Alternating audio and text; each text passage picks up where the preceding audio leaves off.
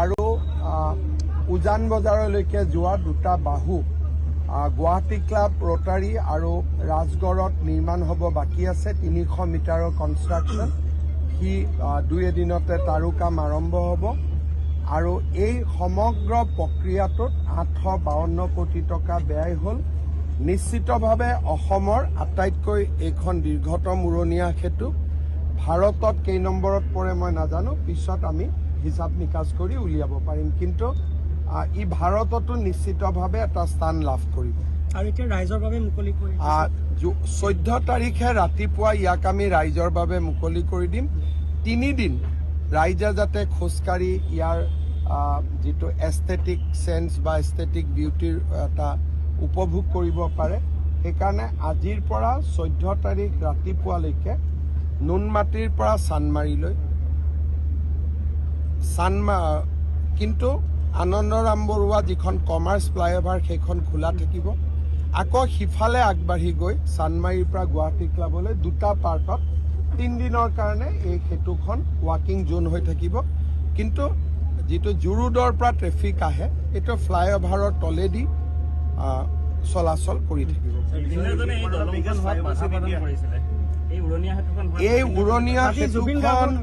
এই উৰণীয়া সেতুখন নিৰ্মাণৰ সময়ত প্ৰতিদিনৰ স্বত্বাধিকাৰী জয়ন্ত বৰুৱাই প্ৰথম মোক ফোনেদি বাধা দিছিলে পৰৱৰ্তী সময়ত গছ কাটাৰ নামত কেইবাটাও সৰু সুৰা বিশেষকৈ লেফটিষ্ট মানুহবিলাকে আন্দোলন কৰিছিলে কিন্তু গুৱাহাটীৰ ৰাইজৰ বহুত আশীৰ্বাদ আছিলে কোনো আন্দোলনত ওলাই যোৱা নাছিলে যদিও মিডিয়াত আন্দোলনৰ প্ৰকাশ পাইছিল কিন্তু ফিল্ডত আন্দোলন নাছিল গুৱাহাটীত 12 লাখ মানুহ থাকে 50 গৰাকী মানুহ আন্দোলনত যোৱা নাছিল তাৰমানে বাকী মানুহৰ আশীৰ্বাদ আমাৰ লগত আছিল আৰু ৰাইজৰ আশীৰ্বাদৰ কাৰণে আজি চ্যালেঞ্জিং ফ্লাইঅভাৰ এখন আমি শেষ কৰিলোঁ মনত ভাবিছিলোঁ ইলেকশ্যনৰ এদিন আগতে হ'লেও শেষ কৰিম আজি আমি ইলেকশ্যনৰ এদিন আগতে হ'লেও শেষ কৰিব পাৰিলোঁ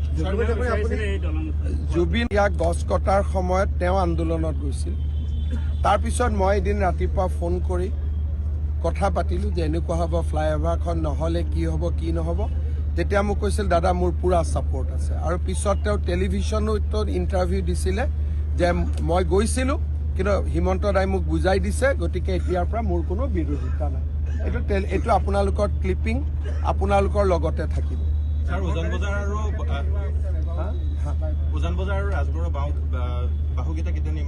এই 100 মিটাৰৰ বাহু ৰেলৰ পাৰ্মিশ্যন লাগিব ৰেল লাইনৰ ওপৰেদি হ'ব 6 মাহ 7 মাহ 8 মাহ লাগিব তেতিয়া ৰাজগড়ৰ উৰণীয়া তলৰ গেটখন বন্ধ হৈ যাব খোজকাঢ়াৰ কাৰণে থাকিব কিন্তু স্কুটাৰ মটৰচাইকেল ৰাজগড়ৰ ওপৰেদি এই ফ্লাইঅভাৰখনত আহি যাব এইটো দীৰ্ঘকালীন পৰিকল্পনা গুৱাহাটী ক্লাবৰ ফ্লাইঅভাৰখন আৰু উলুবাৰীৰ ফ্লাইঅভাৰখন জইন কৰোঁ এইটো দীৰ্ঘকালীন এতিয়া নহ'ব যেতিয়া আমাৰ নেহেৰু ষ্টেডিয়ামখন নিৰ্মাণ কমপ্লিট হ'ব তেতিয়া সেই কামটো আমি কৰিম পাহাৰবাসীৰ 12,000 পৰিয়ালৰ পাট্টা আমি ইতিমধ্যে অনুমোদন কৰিছোঁ বাকী পাট্টাখিনিও মই কাউন্সিলৰসকলক ৰিকুৱেষ্ট কৰিছোঁ যে প্ৰিমিয়ামৰ চিন্তা কৰি থাকিব নালাগে আবেদনবিলাক লৈ সোনকালে পট্টাখিনি ক্লিয়াৰ কৰি দিব লাগে কিছুমান মানুহকতো মই নিদিওঁ আপোনালোকেও জানে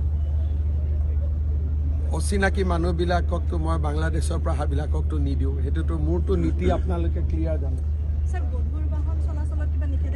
নালাগে ইয়াতে ট্ৰাক বাছ আৰু ভলভো 10 ফুট উচ্চতা মানেতো বহুত উচ্চতা নহয় কিবা ইয়াত উচ্চতাটো PWD সব ফ্লাইঅভাৰত এটা উচ্চতা থাকে এইটো নেশ্যনেল বিল্ডিং কোড হ'ব কিন্তু ট্ৰাকলৈকে যাব পাৰিব ট্ৰাকখনোতো 10 ফুট নহয় গতিকে ট্ৰাকতকৈ ওপৰত যদি অইল ইণ্ডিয়াৰ ডাঙৰ কেতিয়াবা আহে বা NHPCৰ মেচিন লৈ আহে তেনেকুৱাবোৰ চিটিৰ মাজেদিতো এনেও যাব নালাগে আৰু 10 ফুট উচ্চতা মানে কিমান উচ্চতা স্যাৰ অন্য এটা প্ৰসংগ আছে টেটৰ যিসকল নিযুক্তি সেইটো কেতিয়া হ'ব অহা পৰহি হ'ব 12 তাৰিখে অলৰেডি দিলেতো নটিফিকেশ্যন ওলাল today we have completed the construction of the biggest flyover in the city of Guwahati. The length is 4.2 kilometers It has cost us 852 crores. The flyover has been built in the on the most busiest road of the city. It will reduce the traffic problem in the city dramatically. This flyover has been dedicated on the fond memory of Maharaj Pithu, who defeated Bakhtiyar Khilji in the soil of Kamrup, Assam. You all know who is Bakhtiyar Khilji, who destroyed Nalanda University. The same person was defeated by Maharaj Pithu in Kamrup. So we dedicated this bridge to the memory of the great son of Assam. Sir ভাষণত আপুনি কৈছে কাইলৈ কেইবাখনো উৰণ এইটো কালি মই ৰাতিপুৱা ডিফুত যাম, ডিফুত এখন উৰণ সেতু উদ্বোধন কৰিম। তাৰপিছত মই খুব সম্ভৱ মই চেক কৰিব লাগিব লংকালৈকে যাম, লংকাত এখন উৰণ সেতু উদ্বোধন হ'ব। ৰাতি যোৰহাটলৈকে যাম, যোৰহাটত মণিৰাম দেৱান পিয়লি বৰুৱা উৰণীয়া সেতু উদ্বোধন হ'ব। প্ৰধানমন্ত্ৰীও এখন প্ৰধানমন্ত্ৰী ডাঙৰীয়াই শিলচৰৰ ফ্লাইঅভাৰৰ আধাৰশিলা কৰিব। এইখন বহুত ডাঙৰ প্ৰজেক্ট। পাহাৰবাসীৰ ভূমিপটাটো বসুন্ধৰাতে এপ্লাই কৰিব নালাগে, এতিয়া কাউন্সিলৰবিলাকে ফৰ্ম লৈ ল'ব, মানে আমি সহজ কৰি দিছোঁ যাতে ফটাফট হৈ যায়। 12,000টো আমি LACত পাছে কৰি দিলোঁ, সেইখিনিও দিব পাৰিব, বাকীখিনিও ফৰ্ম কালেকশ্যন কৰি ল'ব। আমাৰ কাউন্সিলৰবিলাকে একোটা অফিচ কৰি লৈ নিজে গোটেই ফেচিলিটেট কৰি দিব, যাতে ৰাইজে ইমান চিন্তা কৰিব নালাগে। ধন্যবাদ। ঠিক আছে।